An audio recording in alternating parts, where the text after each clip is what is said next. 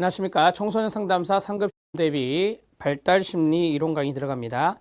이번 시간에 발달 심리학의 연구 방법론에 대한 판서를 간단히 하고 그 다음으로 넘어가도록 하겠습니다.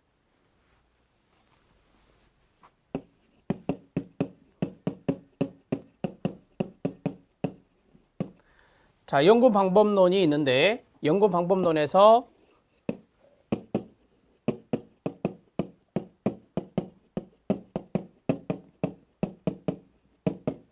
횡단적 접근법이 있다라고 했습니다. 횡단적 접근법은 일정한 시점에 다수를 대상으로 하는 겁니다. 일정한 시점에 이게 중요한 거예요. 시점에 따라서 구분하는 거니까 일정한 시점에 다수를 대상으로 하는 것이 횡단적 접근법이다. 그러면 표집을 해야 되겠죠? 대표성 있게 표집을 해야 될 것이다. 우리가 보통 이야기하는 양적 연구, 그러니까 다수를 대상으로 하는 것이기 때문에 표집, 샘플링이라고 하는 것을 해야 될 것입니다. 자, 종단적 접근법이 있다라고 했습니다. 종단적 접근법은 장기간에 걸쳐서 하는 겁니다.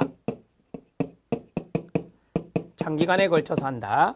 여기 일정한 시점에 하는 것은 단기적인 측면이에요. 단기적인 측면에 하는 것이 횡단이라면 장기간에 걸쳐서 하는 것, 수년에 걸쳐서 하는 것이 바로 종단적 접근법이다 라고 할 수 있고요. 장기간에 걸쳐서 하다 보니까 소수를 대상으로 해서 하는 방법이 있습니다. 우리가 이제 소수를 대상으로 할 때 동일 대상이거나 또는 다른 대상이어도 됩니다.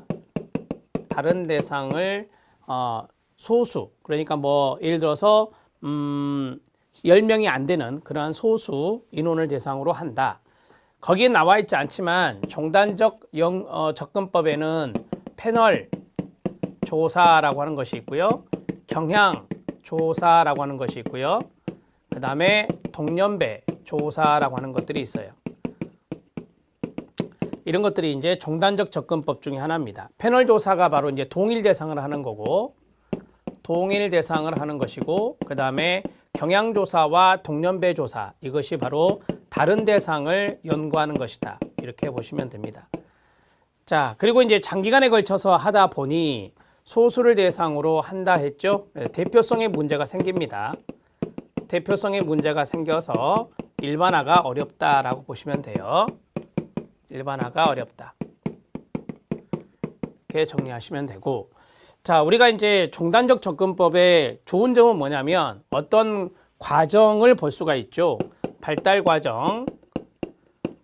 과정을 연구할 때 적합한 것이 바로 종단적 접근법이다. 이렇게 정리할 수 있겠습니다. 자, 번호를 매기죠. 헷갈리시니까 이게 2번, 이게 3번이 되겠습니다. 자, 종단적 접근법이 조금 힘드니까 횡단적,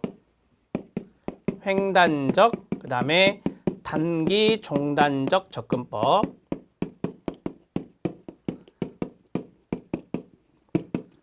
자, 횡단적 단기 종단적 접근법을 다른 말로, 유사말로 계열적 접근법이다. 계열적 접근법이다. 또는 순차적 접근법이다.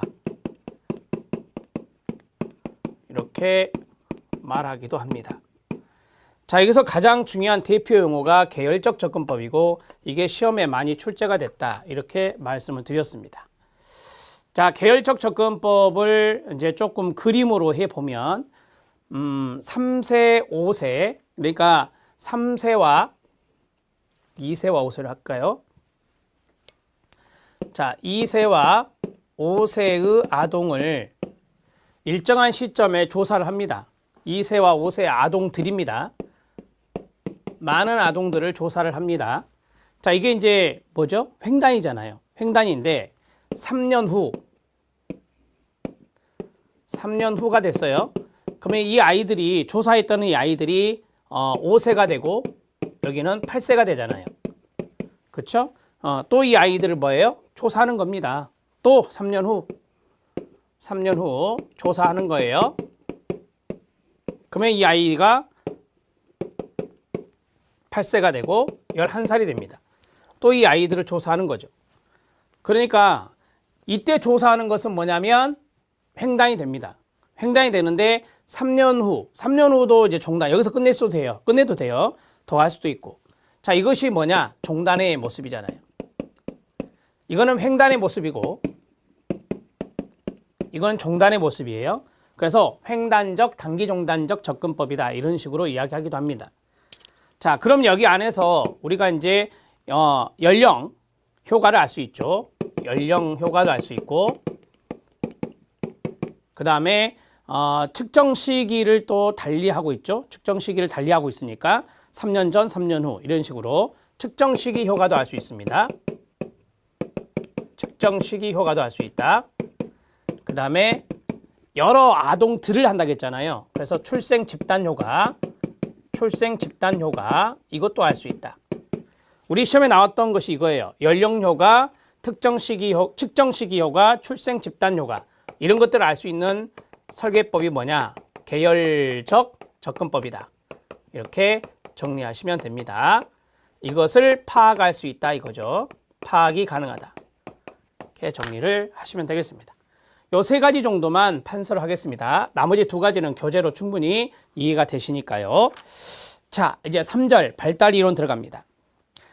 여기에 대한 그 기출문제들을 보면 나와 있겠죠. 기출문제는 꼭 분석하셔야 돼요. 기출문제, 공개된 문제 중에서 이런 문제는 10문제도 안 됩니다. 10문제도 안 돼요. 많이 나와봤자 2문제 정도니까. 그래서 10문제도 안 되니까 그 문제들을 꼭 점검하셔야 됩니다. 발달 이론 들어갑니다. 발달 이론을 거기 성격 이론에 개요해서 나오는데요. 성격 이론에서 특성 이론과 과정 이론이 있다. 우리 이 교재에서는 과정 이론을 많이 넣었어요. 과정 이론이 시험에 가장 많이 나오고 특성 이론의 유형론의 특질론 이것은 거의 안 나옵니다. 시험에 출제되지 않으니까 여러분들이 참고만 하셔도 되고 과정 이론의 많은 학자들, 그 학자들이 대부분 우리 발달 영역에 있는 분들이라 여기 있는 학자들을 아시면 되겠습니다. 특성 이론에는 유형론, 특질론이 있다. 유형론에는 체행론과 체경론이 있는데 히포크라테스가 체행론의 학자고요. 크레치마나 셀돈이 체경론의 학자입니다. 특질론은 올포트나 커텔이나 아이젠크가 있는데 이 특질론에서 시험이 출제될 수도 있는데 아직까지는 빈출 부분은 아닙니다. 특질론은 올포트, 커텔, 아이젠크가 있다. 과정이론은 여러분들이 이제 많이 보셨던 정신분석이나 행동주의나 인본주의가 있어요. 우리가 이제 인본주의를 제3의 심리학이라 하거든요. 그래서 정신분석이 있고 거기에 이제 다른 측면 행동을 보는 행동주의론이 있다. 그리고 이제 제3의 심리학으로 인본주의가 있습니다. 그래서 이렇게 세팅이 됐고요.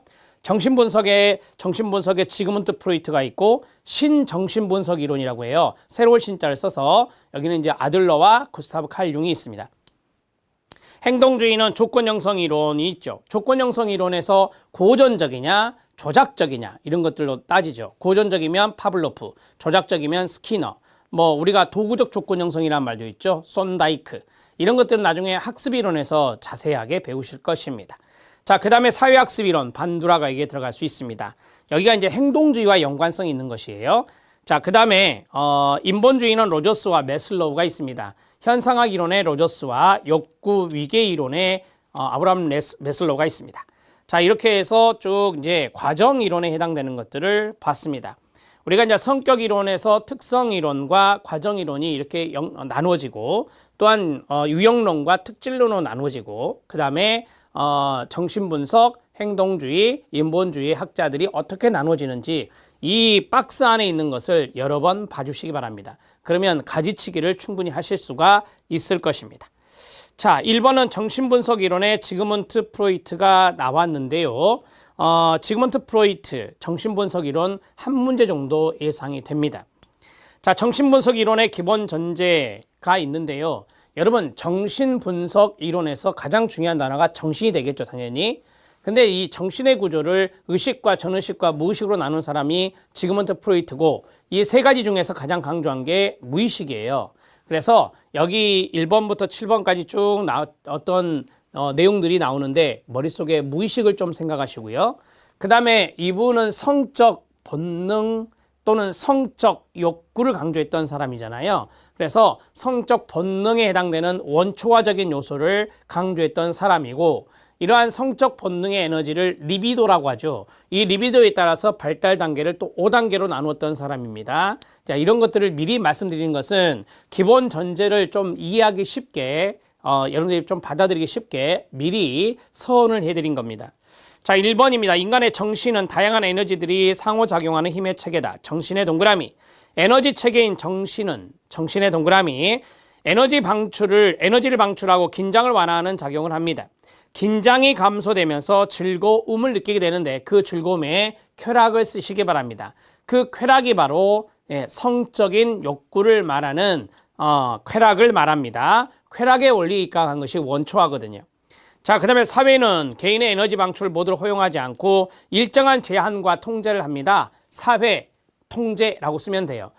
사회는 환경적인 부분인데 환경적인 부분이 개인의 어떤 에너지를 다 방출할 수 있도록 허용하지 않고 일정의 규제를 한다 그 말입니다. 그러면 5번째 에너지 방출로 인한 긴장에 대한 개인의 욕구는 끊어요. 통제를 가하는 환경과 갈등을 경험하겠죠. 이 갈등을 경험하면서 그런 불안함을 느낄 건데 그 불안함이 바로 신경증적 불안, 도덕적 불안 이런 것들이라고 그래요. 이런 것들을 좀 줄이기 위해서 방어기제라고 하는 걸 쓰죠. 자, 6번째 인간 내부에 내적 심리적 갈등이 존재하면서 불안이 나타나게 됩니다. 불안의 동그라미. 자, 불안 요소를 어느 정도 감소시키고 끊어요. 자아를 보호하기 위해서 활용하는 것이 방어기제이다. 방어기제 박스.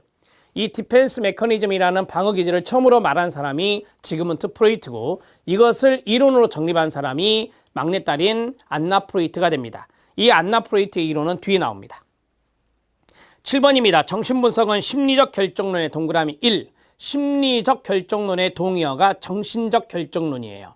자, 그리고 무의식이 중요하고 무의식의 동그라미 2.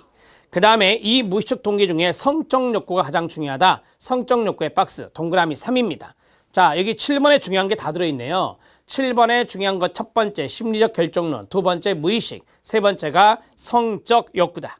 자, 주요 개념 들어갑니다. 정신의 구조와 성격의 구조 도표로 정리해 보았는데요. 정신의 구조는 지형학적 구조로 돼 있죠. 그래서 뭐 빙하 아시죠? 그런 빙하 모양의 지형학적 구조로 돼 있고 눈에 보이는 자각되는 것이 바로 뭐예요? 의식이고 해수면이 전의식이고 그 다음에 바다 밑이 바로 무의식 세계가 된다. 의식 들어갑니다. 의식은 개인이 현재 자각하고 있는 생각을 포함합니다. 자각 동그라미요. 현재 자각하고 있는 부분이 바로 의식 부분이 되겠습니다. 프로이드는 우리가 자각하고 있는 부분이 의식이고 빙산의 일각에 불과하다고 하였으며 우리가 자각하지 못하는 부분이 해수 바로 바다 밑에 있는 거죠. 이게 아주 많은 부분을 차지하겠죠. 이런 부분이 무의식이고 가장 많다라고 했습니다. 자, 전의식입니다. 앞전자를 써. 이 전자는 의식되기 전 우리가 기억날 듯 말 듯한 그러한 세계가 있다. 그러한 것들이 바로 전의식이다. 의식과 무의식의 중간 부분으로서 조금만 주의를 기울이면 의식 영역으로 이끌 수 있는 정신의 부분을 전의식이라고 말합니다. 자, 무의식입니다. 무의식은 정신의 가장 깊은의 동그라미요. 깊은 수준에서 작동하는 것이며 우리가 자각하지 못하는 경험과 기억으로 구성됩니다. 무의식은 본능, 다른 말로 할게요. 원초화입니다. 밑에 그림을 보시면 원초화가 무의식 영역에 다 들어가 있잖아요. 그렇죠? 따라서 무의식은 본능에 의해서 지배를 받습니다. 이 원초화와 무의식은 서로 관련성이 있을 수밖에 없다라고 하는 거고요. 억압된 사고와 감정이 그 내용을 이루고 있고 억압된의 동그라미 그래서 자각되지 못하는 겁니다. 자, 대부분 행동의 대부분은 무의식에 의해서 결정된다. 쓰세요. 무의식 결정론입니다. 이것을 우리는 앞에서 심리결정론, 정신결정론 말한 거죠. 자, 그 다음에 성격의 구조적 모형이라 하는데 참고하셔도 되고요. 세 가지, 이드, 원초화, 에고, 자아, 슈퍼에고, 초자아가 있다. 자, 원초화는 완전히 무의식적이고 거기에 가로 묶어야 돼요. 제가 무의식 영역에 완전히 있는 것이 원초화라 했잖아요. 완전히 무의식적이고 정신적 에너지의 저장소, 본능 동그라미, 충동 동그라미, 본능과 충동으로 구성되는 겁니다. 이런 것들이 충족됐을 때 즐거움, 쾌락을 느낀다 그랬죠. 따라서 원초화는 쾌락의 원리에 입각한다라고 해요. 근원적인 생물학적 충동을 저장하며 쾌락의 원리에 쾌락의 원리에 의합니다. 프로이드의 정신분석 이론에서 가장 중요시하는 무의식 세계의 중요한 메커니즘 무의식의 중요한 메커니즘이 바로 원초화다. 이렇게 정리할 수 있습니다. 그래서 프로이드가 강조한 게 원초화적 성격과 자, 무의식의 정신세계다라고 보시면 돼요. 자아입니다. 이 자아는 바로 현실의 원리라고 하거든요. 현실 원리의 동그라미, 현실 원리에 따라 작동하는 성격의 의사결정 요소를 말합니다. 사회 규범이나 규칙이나 관습과 같은 사회적인 현실을 고려하여 행동을 결정하는 겁니다. 현실을 고려해서 결정한다 그래서 현실의 원리라고 해요. 즉각적인 만족을 추구하려는 원초화와 근원형, 현실을 중재하는 역할을 합니다. 그러니까 즉각적인 만족, 욕구 충족을 하려는 원초화적 요소가 있는데 그것과 사회적인 현실이 서로 충돌을 합니다. 갈등이 있을 때 이 자아가 중재한다 이 말입니다. 행위에 대한 계획 수립과 원초화의 맹목적인 충동을 견제, 통제하는 지적 활동이나 합리성이 위치하는 자리라고 말할 수 있습니다. 우리가 좀 더 합리적인 것을 하기 위해서는 이 자아가 건강해야 되는 거예요. 원초화의 충동적인 요소를 조절하고 견제하고 통제하는 역할을 자아가 담당합니다. 원초화적인 요소가 이제 충동 본능이라고 그랬잖아요. 그러한 것들의 만족을 좀 지연시키고 그 다음에 그 충동적인 요소를 통제하는 그런 것들이 바로 자아다 이렇게 보시면 됩니다. 초자아입니다. 초자아는 도덕의 원리와 연관성이 있어요. 그래서 옳고 그름이란 게 나올 거예요. 초자아는 무엇이 옳고 그른가에 대한 사회적 기준을 통합하는 성격의 요소입니다. 옳고 그른가의 가로. 양심의 동그라미, 이 도덕성이 바로 양심이거든요. 그 다음에 자아 이상, 여기는 아이디얼입니다. 자아 이상으로 이루어진 정신구조의 최고 단계라고 합니다. 최고 동그라미, 단계로서 고등법원 판사 역할을 합니다. 여러분, 이게 옳은지 그른지를 판단하는 사람이 판사입니다. 그래서 판사가 중요한 단어예요. 판사의 동그라미. 도덕적 목표와 완전을 추구한다. 도덕적인 목표와 완전을 추구한다. 이 완전이 바로 이상과 동의어가 되겠죠. 도덕적인 목표가 양심이 되고요. 따라서 도덕의 원리 또는 뭐요? 완벽의 원리 이렇게 되는 거예요. 완벽의 원리, 쾌락보다 완전을 추구하고 현실보다는 도덕적이고 이상적인 것을 추구하게 됩니다. 완전의 동그라미 치고요. 도덕적의 동그라미 치고요. 이상적의 동그라미 치세요. 이런 것들이 다 초자아의 키워드가 됩니다. 도덕성을 추구하지만 이러한 요구가 지나치면은 죄책감을 느끼게 됩니다. 초자아가 너무 강해도 문제가 될 수 있다는 겁니다. 자, 우리가 이제 너무 죄책감이 많아서 뭐 자살까지 하는 사람들이 있어요. 이러한 것들은 바로 초자아가 너무 강했을 때 생기는 것입니다. 이러한 요구가 지나치면 죄책감이 나타난다라고 했잖아요. 그게 초자아가 너무 강했을 때 나타나는 것입니다. 자, 밑에 그림을 보면 초자아, 자아, 원초아가 동그라미 안에 들어있어요. 그 다음에 그 수평선은 의식과 전의식과 무의식인데 무의식 밑에 있는 것이 뭐죠? 원초아예요. 그리고 부분적으로 초자아와 자아도 걸쳐져 있죠. 그래서 초자아와 자아는 부분 무의식이라고 하는 거고요. 그 다음에 원초아는 완전 무의식이다 이렇게 이야기하는 거예요. 이것은 제가 판서를 해드리도록 하겠습니다. 자, 실력 따지기의 프로이드의 성격 구조를 제가 좀 장황하게 넣어드렸어요. 장황하게 넣어드렸는데 그 밑줄 친 부분을 보면 1차적 사고과정 이런 말이 있어요. 자, 그 다음에 자아를 보니까 동그라미 2번에 2차적 사고과정 이런 말이 있어요. 1차적 사고과정, 2차적 사고과정 이런 것들 조금 이해하시라고 넣어드렸고요. 여러분, 우리가 성격의 발달에서 원초아가 먼저 발달해요. 그 다음에 자아가 발달하고 그 다음에 초자아가 발달하게 되거든요. 따라서 1차적인 측면이 있는 게 원초아다. 2차적인 측면이 있는 게 자아다. 이렇게 생각하셔도 됩니다. 자, 원초아 들어갑니다. 좀 빠른 속도로 보겠습니다. 중요한 부분의 포인트는 앞에서 다 잡았으니까.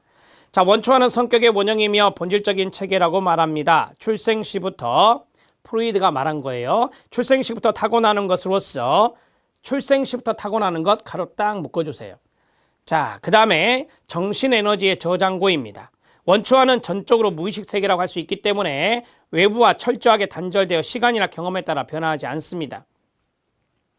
자, 원초아의 두 가지 특성이 있습니다. 별표, 쾌락 원칙 말씀드렸고요. 그 다음에 1차적 사고과정 말씀드렸습니다.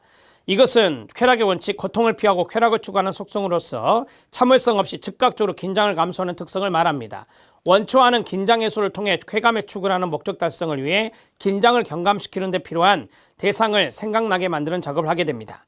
1차적 사고과정 별표. 1차적 사고과정은 성력, 공격성과 같은 충동의 동그라미, 충동에 의해 나타나는 정신적 힘을 끊어요 즉각적으로 방출하는 과정을 1차적 사고과정이라고 말합니다. 예를 들어 배가 고플 때 밥을 먹는 상상하는 것은 1차적 사고과정을 의미합니다. 이게 출생 시부터 타고나는 거예요. 그래서 1차적 사고과정과 연관성이 있습니다. 이와 같은 1차적 사고과정은 근본적인 긴장을 감소시킬 수는 없기 때문에 자아의 2차적 사고과정을 필요로 한다라고 합니다. 자아입니다. 자아는 원초와에 비해 조직적이고 구체적인 정신구조로서 우리가 흔히 이성, 상식이라고 부르는 것을 포함합니다. 이성의 동그라미. 따라서 원초화로 하여금 충동을 지연시키게 된다라고 했고요. 그 다음에 현실을 반영, 현실의 동그라미, 반영하도록 하는 역할을 합니다. 즉 배가 고플 때 위의 원초화에서처럼 단순히 밥을 먹는 상상을 하는 것이 아니라 현실적으로 밥을 먹기 위한 방법을 찾기 위해 실제 방법을 모색하게 되는 겁니다. 자아는 성격의 조정자, 거기 가로 묶어주세요. 성격의 조정자의 가로, 중재자라고도 합니다. 조정자로서 인간의 생각과 행동을 통제하며 개인이 객관적인 현실 세계와 상호작용할 필요가 있을 때 원초화에서 분리가 되는 것이 자아입니다. 자아의 두 가지 특성이 있습니다. 현실 원칙 별표, 그 다음에 2차적 사고과정 별표. 본능적 욕구를 충족시킬 수 있는 현실적이고 바람직한 대상이 발견될 때까지 에너지를 맹목적으로 발산하지 않고 연기합니다. 지연시킨다 그 말이죠. 이것은 현실 원칙으로 인해 쾌감의 원칙이 잠시 보류되는 것이지 포기하는 것은 아닙니다. 2차적 사고과정입니다. 2차적 사고과정은 현실적인 계획을 세울 때까지 만족을 지연시키는 사고과정입니다. 예를 들어서 배가 고프더라도 현실적으로 먹을 것을 구할 수 있을 때까지 기다리는 것을 말합니다. 2차적 사고과정은 긴장 감소를 위해 세운 행동계획의 실현 가능성을 판단하는데 이를 현실 검증이라 합니다. 현실 검증이라고 합니다. 만약 정신적 현실 검증 결과 가능성이 낮으면 자아는 계속해서 다른 해결책을 찾게 되는 겁니다. 이러한 자아는 생후 1년경에 발달하기 시작하여 생애 초기부터 원초화를 통제하며 이와 갈등 관계에 놓이게 됩니다. 이러한 갈등은 불안을 유발하는 긴장 상태를 만들어내며 불안은 자아의 위험 신호를 보냄으로써 미리 위험에 대비하도록 하게 하는데 만일 불안을 적절히 해결하지 못하게 되면 신경증이 발생하게 됩니다. 이걸 우리가 신경증적 불안이라고 말해요. 따라서 자아는 원초화, 자아, 초자아의 세 체계를 모두 관리할 뿐만 아니라 원초화의 쾌락 원리와 초자아의 도덕 원리 사이의 조화로운 관계를 유지하기 위해서 노력하게 됩니다. 초자아 들어갑니다. 구조적으로 세 가지 구조 중에 가장 늦게 나타나는 게 초자아라 말씀드렸습니다. 정신구조의 최고 단계라 했습니다. 우리가 흔히 말하는 양심이라고 합니다. 양심의 동그라미, 도덕의 원리를 그래서 씁니다. 이것은 아이가 부모의 사회적 가치와 이상을 동의시함으로써 발달하게 되는 겁니다. 대개 이제 남근기 때 발달하기 시작하는 게 초자아라고 이야기합니다. 초자아는 자아로부터 발달하며 쾌락이나 현실보다는 이상과 완전함을 추구하며 사회적 원칙에 따르게 됩니다. 초자아는 성격의 도덕적인 부분입니다. 심판자로서 우리가 앞에서 판사 역할을 한다 그랬잖아요. 거동법은 판사 역할. 심판자로서 자아와 함께 작용하며 개인이 스스로 자신의 행동을 조절할 수 있게 해줍니다. 즉 초자아는 죄의식의 동그라미, 죄의식을 불러일으키고 도덕의 검열작용을 한다라고 볼 수 있습니다. 이러한 것들이 바로 앞에서 말씀드렸던 죄책감 이런 거잖아요. 우리가 양심의 꺼리낌이 생긴다 그러면 죄책감이 생긴다라고 이야기할 수 있죠. 자, 우리는 이제 초자아까지 봤는데 그 다음에 불안의 개념과 종류가 있어요. 우리가 여기에서 한번 정리를 하고 넘어가야 됩니다.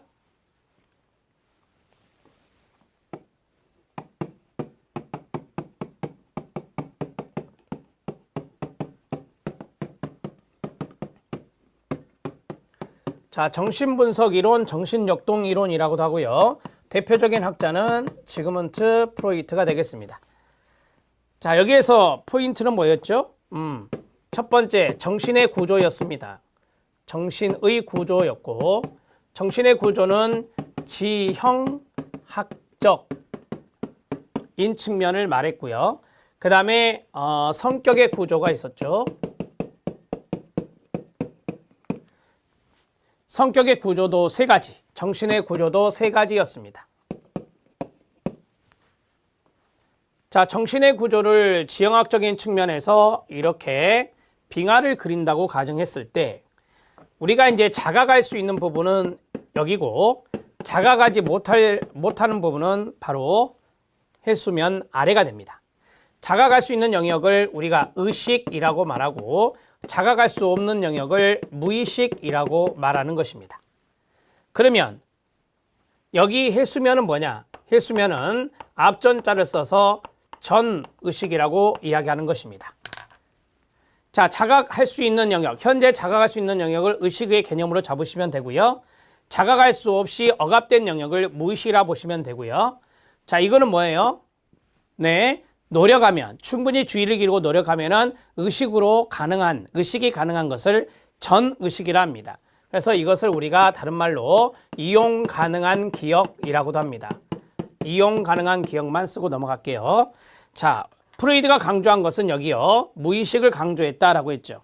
이게 바로 이제 강조한 것이고 이것이 바로 인간의 성격을 결정한다라고 해서 무의식적 결정론이라고 합니다. 무의식적 결정론이라고 한다. 이 무의식적 결정론이라는 말을 쓴 것만큼 이 무의식을 강조했다라고 보시면 되고요. 이거를 다른 말로 정신적 또는 심리적 결정론이라고도 말한다. 이렇게 정리를 하시면 되겠네요. 자, 이제 성격의 구조를 보도록 하겠습니다. 성격의 구조는 세 가지가 있다라고 했는데요. 원초화가 있다. 그 다음에 자아가 있다. 그 다음에 초자아가 있다. 이렇게 말씀드렸는데 원초화의 키워드를 밑으로 쭉 써보겠습니다. 자, 본능입니다. 그 다음에 충동이에요. 자, 프로이드는 성적인 본능과 충동을 이야기했다라고 했어요. 자, 그 다음에 원초화는 1차적 사고과정이라 했습니다. 1차적 사고과정과 연관성이 있다. 자, 우리가 배가 고플 때 먹을 것을 생각하는 것, 이게 바로 1차적 사고과정이라고 했죠. 타고난 것이다 라고 보시면 됩니다. 타고난 것이다 라고 보시면 되고, 자, 그 다음에 우리가 이제 이 원초화가 무의식에 퐁당 빠져 있었잖아요. 완전 무의식 영역에 있습니다. 완전 무의식 영역에 있다. 프로이드가 가장 강조한 성격의 요소가 바로 여기 원초화다. 쾌락을 추구한다 그래서 쾌락의 원리, 쾌락의 원칙이다. 이렇게 정리할 수 있겠습니다. 자아 들어갑니다. 이 자아는 현실의 원리에 입각한다라고 했어요. 현실의 원리다. 여기 있는 원초화를 보류시킵니다.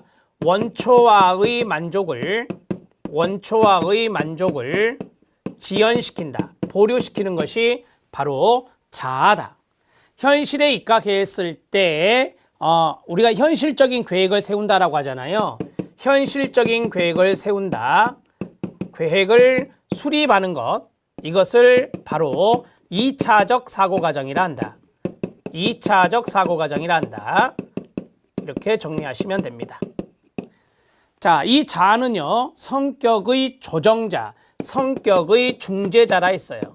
성격의 조정자 또는 성격의 중재자, 같은 말이에요.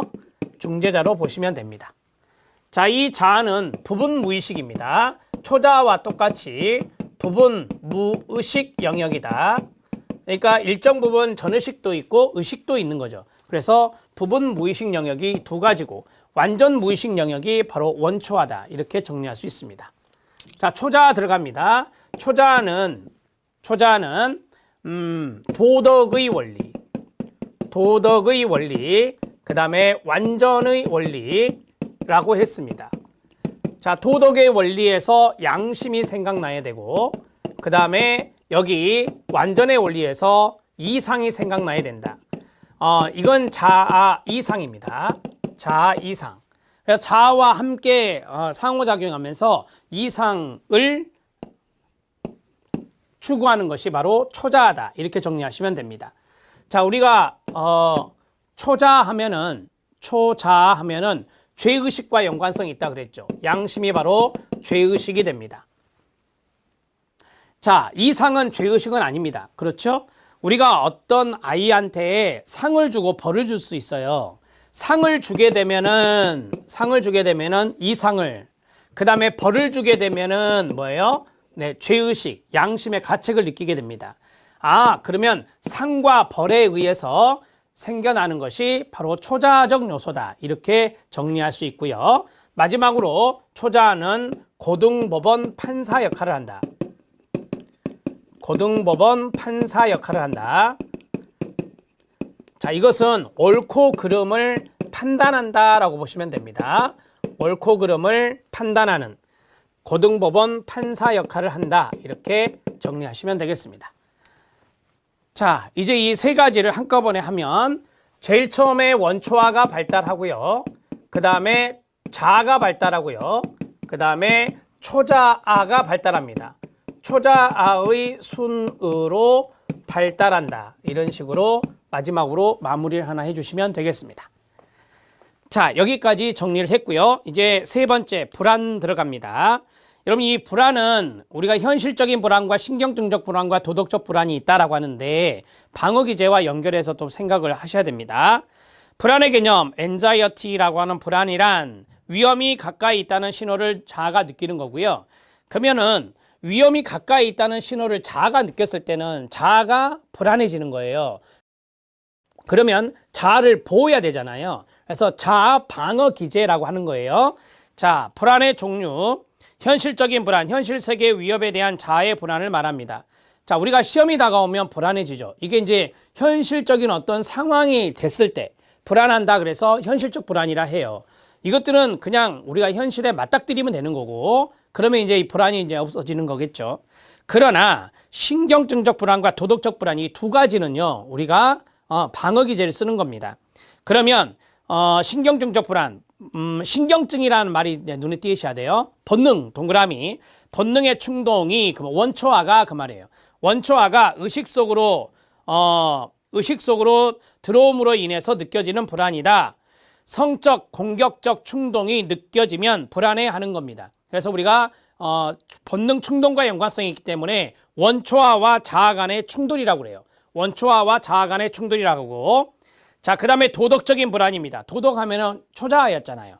원초아 충동이 부도덕한 방식으로 충족을 얻으려고 할 때, 자, 죄책감이나 수치심을 통한 초자아의 처벌 위험을 느껴서 불안을 느낀다라고 했습니다. 그럼 이거는 원초아와 초자아 간의 갈등이에요. 원초아와 초자아 간의 갈등은 또 도덕적인 불안이다라고 이제 정리를 하시면 됩니다.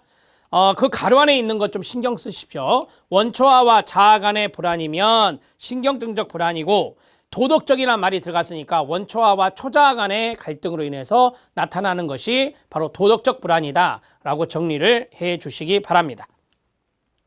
자, 불안을 감소시키는 방법이 있는데요. 현실적 불안의 경우는 현실적인 문제에 적절히 대처하는 것이고요. 끊어요. 신경증적 불안이나 도덕적 불안은 방어 기제, 아까 말씀드린 대로 방어 기제를 사용한다라고 정리하시면 되겠습니다.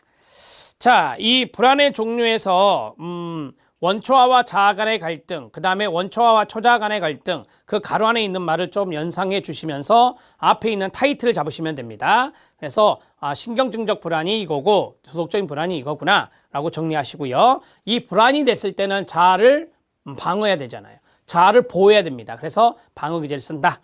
심리성적 발달 단계 정리, 구강기, 항문기, 남근기, 잠복기, 생식기. 암기하는 방법은 구항, 남, 잠, 생인데요. 이것도 시험에 기본적으로 출제가 됐습니다. 그래서 5단계 꼭 기억해 놓으시고요. 자, 전생애를 나누지 않았다. 성인기 이전까지 정리가 됐다라고 보시면 되겠습니다. 여러분, 이렇게 구강기라든지 항문기라든지 남근기라든지 잠복기라든지 생기기 또는 생식기라고 하는 그 명칭을 쓴 것은요, 바로 리비도의 분포에 따라서 나눈 거예요. 리비도가 입술 쪽에 있으면, 입 쪽에 있으면 구강기가 되는 거예요. 리비도 들어갑니다. 밑에 5번. 리비도는 인간이 태어날 때부터 갖추고 있는 가로 성적 본능 에너지 가로 닫고요. 자아 본능에 대립되고 있는 가로 성적 본능에 따른 성적 에너지로서 욕망이나 욕구의 뜻 가로 닫고요. 이러한 것들이 바로 리비도라. 자, 그러면 성적 본능 에너지 입 쪽에 있다. 성적 본능의 에너지가 항문 쪽에 있다. 이런 식으로 생각하시면 돼요. 자, 고착이 있습니다. 불안과 좌절감으로 리비도가 어떤 대상을 향해 정지하고 있을 때, 리비도 정지 동그라미요. 자, 리비도가 그 다음으로 넘어가야 되는데 그 다음으로 넘어가지 않고 딱 정지되어 있으면 고착됐다라고 해요. 자, 인간 발달 단계에서 다음 단계로 진행하지 못하고 끊어요. 특정 발달 단계에 머무는 것을 말합니다. 종류 좌절과 방임이 있다라고 하는데요. 좌절, 아동의 심리 성적 욕구가 양육자에 의해서 지나치게 통제, 동그라미, 방해받게 되어서 아동 자신이 욕구에 만족을 할 수 없게 됐을 때 좌절을 느낀다라고 하죠. 그 다음에 방임, 부모가 아동에게 심리 성적 욕구를 조절하는 훈련을 전혀 시키지 않고 가로 묶어요. 전혀 시키지 않고 내버려뒀다. 그래서 방임이라고 해요. 아동이 자기 마음대로 욕구를 충족하게끔 하여 과잉만족 가로, 과잉만족을 추구하거나 과잉만족 상태에 이른 것을 방임이라고 합니다. 그러니까 부모가 양육에 대해서 두 가지 패턴이 있다. 하나는 엄격한 통제를 하면은 아이는 좌절을, 그 다음에 부모가 내버려 둬버리면 아이가 과잉만족을 추구하거나 과잉만족 상태에 이르게 됐을 때 방임이라고 한다. 이렇게 정리하시면 되겠습니다. 자, 우리가 이제 심리성적 발달 단계 보고요.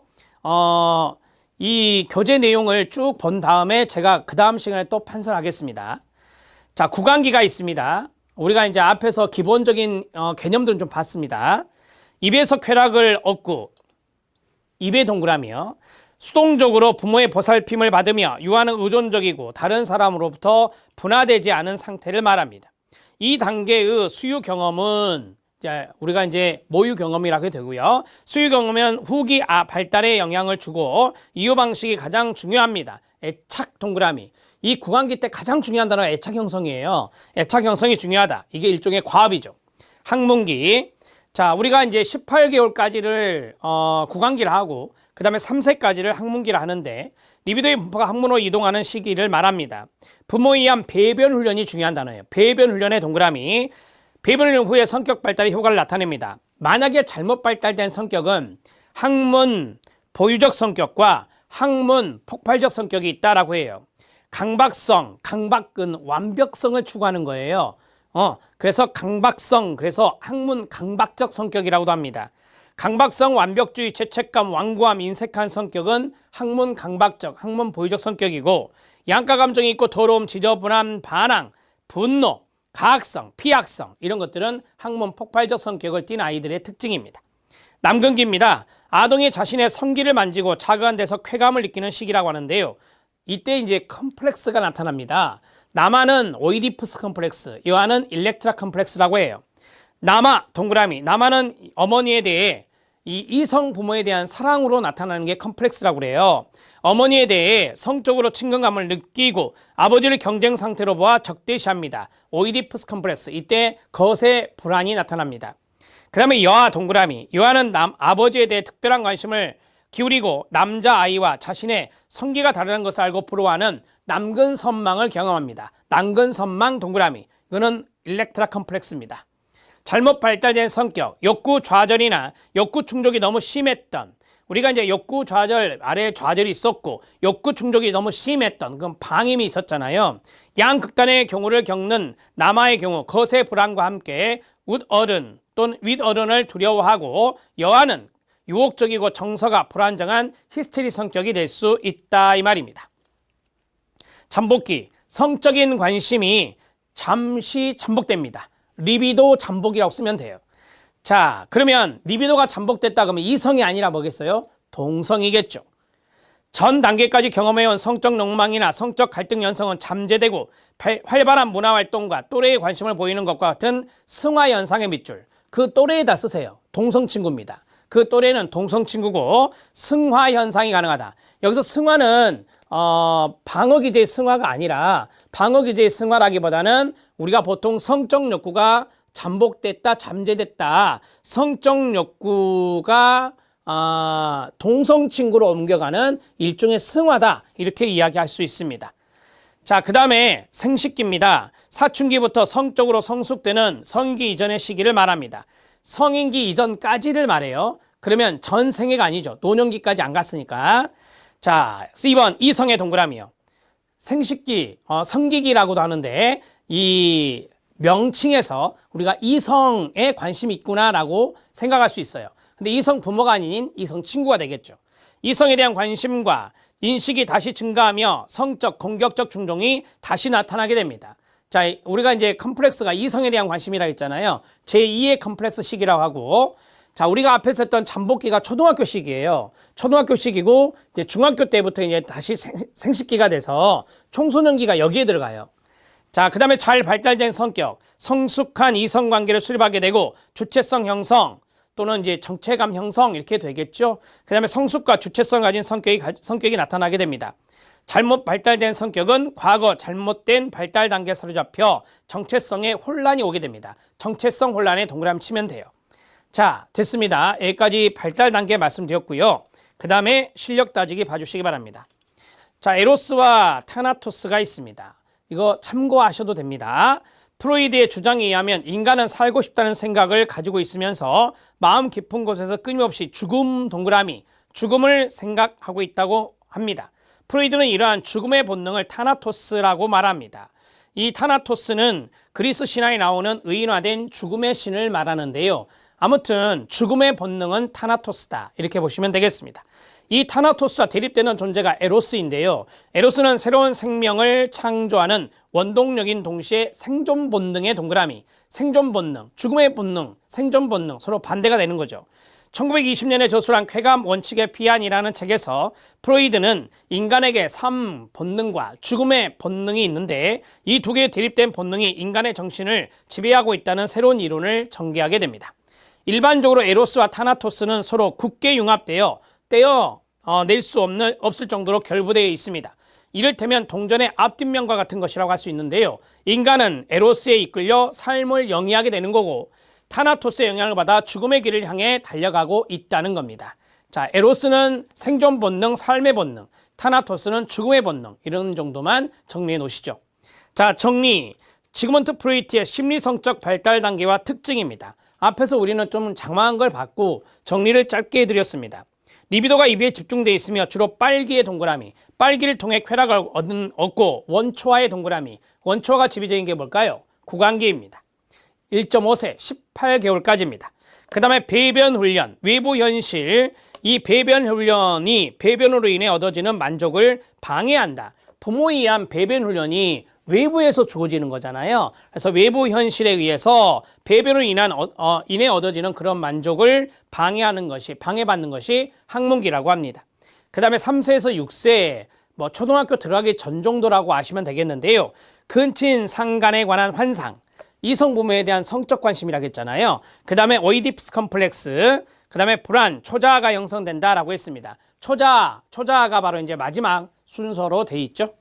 자, 여기에서 오이디푸스 컴플렉스만 있는 게 아니죠. 일렉트라 컴플렉스도 있습니다. 아무튼 남자아이와 여자아이가 경험하는 게 다르고요.